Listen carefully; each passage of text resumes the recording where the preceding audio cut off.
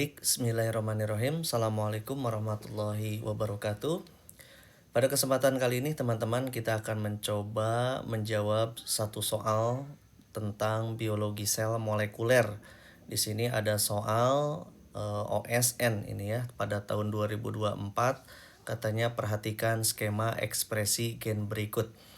Nah, untuk menjawab soal ini, teman-teman, kalian harus tahu dulu ini ekspresi gen dari sel apa, gitu kan ya. Nah, proses ekspresi gen ini, teman-teman, yang ditunjukkan pada gambar ini, dia terjadi pada sel eukariot. Nah, hal ini dapat diketahui dari beberapa ciri khas tentunya yang hanya terdapat di dalam ekspresi gen sel-sel eukariot. Apa cirinya? Nah, bisa kita lihat yang pertama adalah adanya intron dan ekson. Nah, ini dia kata pertama, ditemukannya adanya intron dan ekson. Nah, pada gambar ini terlihat bahwa mRNA awal atau pre-mRNA dia mengandung intron dan ekson. Yang kemudian dia mengalami splicing gitu ya untuk membuang intron dan menyatukan ekson. Itu ciri pertama gitu ya. Dan hanya pada sel-sel eukariot yang memiliki intron dan ekson. Sedangkan pada sel prokariot, misalkan pada bakteri, gen umumnya tidak memiliki intron sehingga tidak mengalami splicing. Nah, itu dia ciri yang pertamanya ya di gambar ini.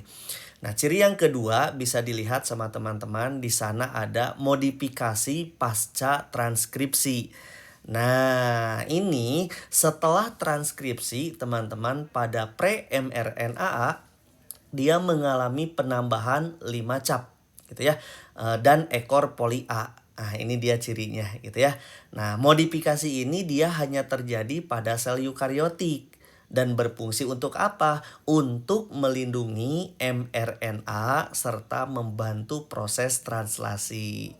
Sedangkan kalau pada sel prokariotik, mRNA langsung siap untuk translasi tanpa melalui modifikasi terlebih dahulu. Begitu ya, itu yang kedua. Nah, ciri yang ketiga yang menunjukkan bahwa gambar ini adalah proses yang terjadi pada sel eukariot, adanya regulasi kompleks. Di dalamnya tentu ada yang disebut sebagai enhancer, ada silencer, dan ada promoter proksimal. Itu tandanya. Nah, pada sel eukariotik perlu diketahui bahwa sel tersebut dia memiliki regulasi transkripsi yang lebih kompleks. Seperti yang tadi saya sebutkan, hadirnya enhancer atau silencer gitu ya yang mengontrol ekspresi gen dari jarak jauh begitu ya. Sedangkan kalau pada sel prokariotik, regulasi gen lebih sederhana dan biasanya dikontrol oleh operator di dalam operon gitu ya. Misalkan operon Lac pada bakteri misalkan seperti itu ya. Nah, sedangkan ciri yang keempat dari gambar ini yang menunjukkan bahwa ini adalah ekspresi gen sel eukariotik bahwa pada proses terpisah antara transkripsi dan translasi, teman-teman. Nah, pada sel eukariotik, transkripsi itu dia terjadi di inti sel, di nukleus, gitu kan ya. Nah, lalu mRNA yang telah dimodifikasi, dia akan keluar menuju ke sitoplasma. Tentu untuk diterjemahkan sampai menjadi protein. Di mana? Di ribosom. Begitu kan ya? Nah, sedangkan pada sel prokariotik itu tidak ada inti sel sehingga transkripsi dan translasi bisa terjadi secara bersamaan tentunya di dalam sitoplasmanya. Begitu ya. Jadi kesimpulannya, gambar ekspresi gen ini adalah ditemukan intron, ditemukan ekson, di dalamnya ada modifikasi pasca transkripsi dan regulasi kompleks, maka proses di dalam gambar ini terjadi pada sel eukariotik. Misal, pada sel manusia, pada sel hewan, tumbuhan, atau fungi gitu ya juga bisa. Begitu ya. Oke, baik. Nah, selanjutnya saya akan menjelaskan prosesnya teman-teman setelah kita ketahui bahwa ini terjadi pada sel eukariotik. Nah, perlu diketahui sama kalian bahwa yang tadi kita sebutkan bahwa di dalam ekspresi gen ini, di dalamnya itu ada terdapat transkripsi tentunya, ada terdapat modifikasi pasca transkripsi, dan yang terakhir adalah terdapatnya translasi. Nah, saya akan menjelaskan tahapan-tahapan tersebut gitu ya di dalam ekspresi gen sel eukariotik. Baik, yang pertama kita masuk ke tahapan regulasi ekspresi gen di bagian DNA. Bisa dilihat sama teman-teman, pada bagian paling atas dari gambar kita dapat melihat sekuen pengatur atau regulator sequence gitu ya. Yang mencakup apa di dalamnya bisa dicek sama teman-teman, ada yang disebut sebagai enhancer atau silencer dan di dalamnya juga ada promoter. Gitu ya. Nah, bagian ini sangat penting teman-teman untuk apa? Untuk mengontrol kapan dan seberapa banyak suatu gen akan diekspresikan. Gitu ya. Nah, adapun peran dari enhancer atau silencer, teman-teman, mereka merupakan daerah DNA yang berfungsi untuk meningkatkan kalau enhancer atau untuk menekan kalau silencer di dalam proses transkripsi gen tentunya gitu ya. Yang kedua di dalamnya ada promoter. Nah, promoter ini dia merupakan daerah yang terdiri dari bagian proksimal dan inti gitu ya, yang menjadi tempat melekatnya suatu enzim. Enzim apa? Yaitu RNA polimerase untuk memulai proses yang namanya transkripsi. Begitu ya. Terus di sana bisa dilihat sama teman-teman ada 5 UTR gitu ya, 5 aksen UTR. UTR itu singkatan dari untranslated region gitu ya, itu dia singkatannya. Nah, 5 UTR ini teman-teman dia merupakan wilayah yang tidak diterjemahkan menjadi protein gitu ya. Tetapi nanti berperan di dalam mengatur efisiensi translasi. Nah, begitu. Oke. Baik, kita masuk ke konsep yang keduanya setelah penjelasan awal tadi. Proses pertama di dalam ekspresi gennya itu ada yang dinamakan dengan nama transkripsi atau transcription. Ada ya di situ ya. Baik, saya jelaskan.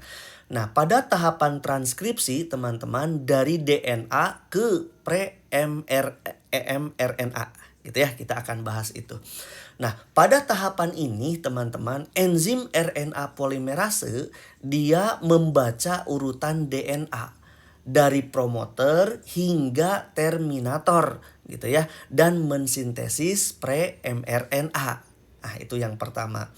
Yang kedua, di dalam tahapan transkripsi ini ada wilayah yang disebut sebagai open reading frame atau ORF gitu ya.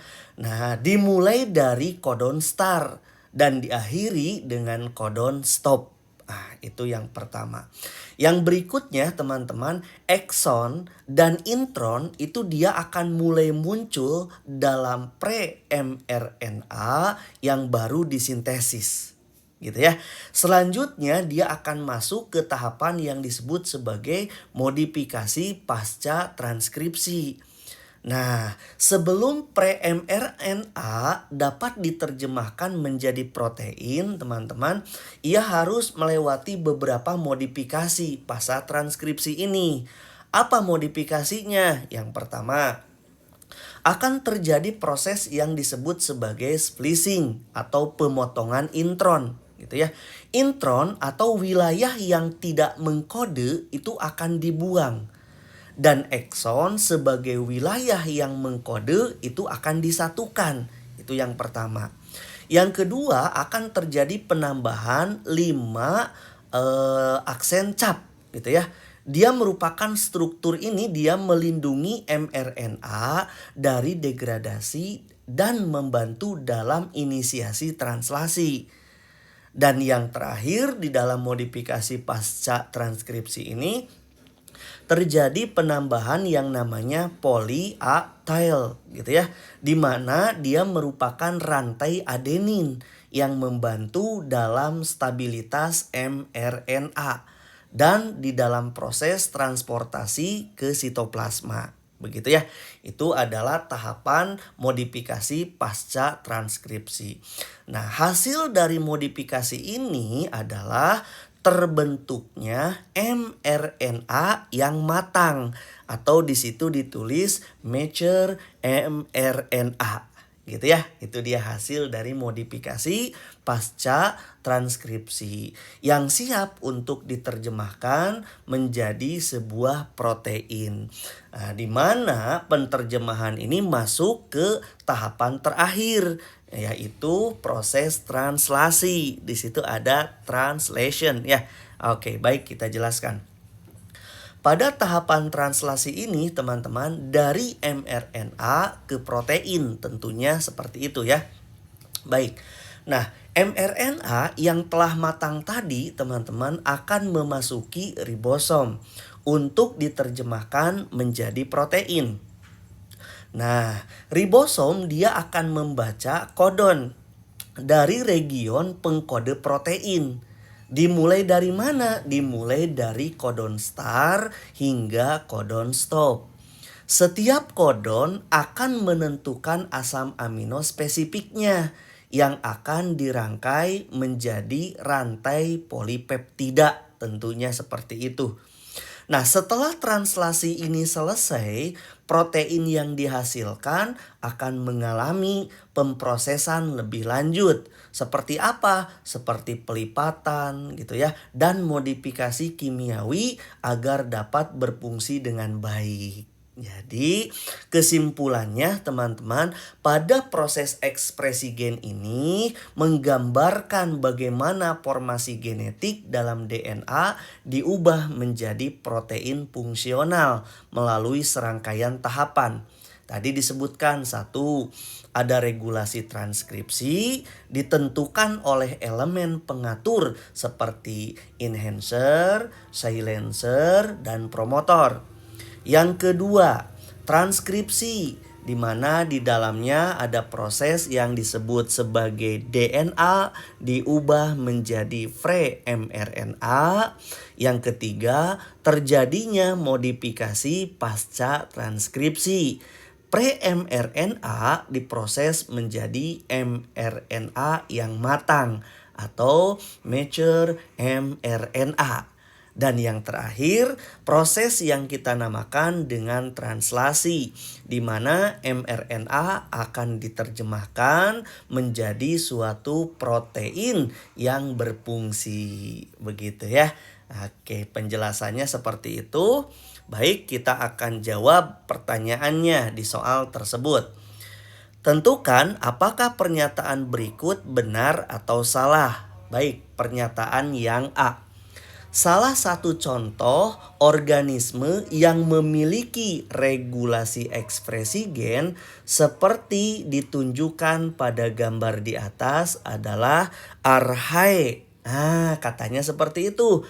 Archaea dia masuk ke dalam kingdom Monera. Berarti Archaea dia prokariotik. Sedangkan tadi sudah saya jelaskan bahwa gambar di atas menunjukkan ekspresi gen pada organisme eukariotik yang ditandai dengan hadirnya regulatory sequence, di dalamnya ada enhancer, silencer, dan promotor yang kompleks. Terus ditemukannya proses post transcription modification, atau termasuk di dalamnya itu ada splicing intron gitu ya, penambahan 5 cap dan ekor poli A. Dan yang terakhir ditemukannya mRNA matang gitu kan ya, yang keluar dari inti sebelum translasi. Artinya teman-teman, kalau pada Archaea itu kan dia termasuk ke dalam sel prokariota gitu kan ya, yang meskipun memiliki beberapa fitur mirip eukariotik, seperti di dalamnya mereka terdapat atau memiliki RNA polimerase yang kompleks gitu ya. Namun dia tidak mengalami pemrosesan yang disebut sebagai post transkripsi seperti halnya splicing intron dan penambahan 5 cap seperti halnya pada sel eukariot. Begitu ya. Jadi, regulasi ekspresi gen Rhe lebih menyerupai bakteri gitu ya dibanding sel eukariot. Berarti salah ya. Harusnya ini terjadi pada sel eukariot. Baik, yang B.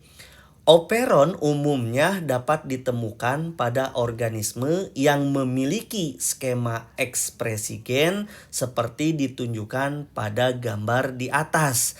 Nah, ini teman-teman juga jawabannya adalah salah. Kenapa? Penjelasannya bahwa operon dia merupakan sistem regulasi gen yang khas ditemukan pada prokariota. Gitu kan ya. Nah, contohnya di dalamnya ada bakteri dan di dalamnya ada juga archae gitu ya. Bukan terjadi pada sel eukariota. Nah, pada bakteri, gen-gen yang berfungsi serupa itu dia akan dikelompokkan dalam satu operon, dikendalikan oleh satu promotor dan ditranskripsi sebagai mRNA polikistronik gitu ya, yang di dalamnya mengandung beberapa gen dalam satu transkripsi mRNA. Nah, artinya gambar di atas menunjukkan ekspresi gen sel eukariotik gitu ya yang tidak menggunakan operon, melainkan mereka memiliki satu promoter untuk satu gen, yaitu di dalamnya ada yang disebut sebagai mRNA monokistronik gitu ya. Jadi kesimpulannya operon tidak ditemukan dalam ekspresi gen yang ditunjukkan pada gambar di atas. Begitu ya. Itu dia penjelasan untuk yang B. Salah berarti ya. Baik, yang C. Penambahan ekor poli A berfungsi untuk menghambat degradasi mRNA. Katanya seperti itu. Dan ini sudah saya jelaskan tadi. Benar jawabannya gitu ya. Nah, bisa kita jelaskan ulang bahwa ekor poli A adalah deretan nukleotida adenin teman-teman yang ditambahkan ke ujung 3 mRNA sel eukariotik gitu ya. Tentunya setelah proses transkripsi. Fungsi utama ekor poli A buat apa? Yang pertama, dia melindungi mRNA dari degradasi oleh enzim eksoribonuklease. 1. Yang kedua, fungsinya adalah memfasilitasi ekspor mRNA dari nukleus ke sitoplasma. Dan yang ketiga, fungsi ekor poli A ini adalah membantu inisiasi translasi dengan berinteraksi dengan faktor inisiasi yang ada di dalam ribosom. Jadi kesimpulannya benar bahwa ekor poli A memang berperan dalam mencegah degradasi mRNA gitu ya.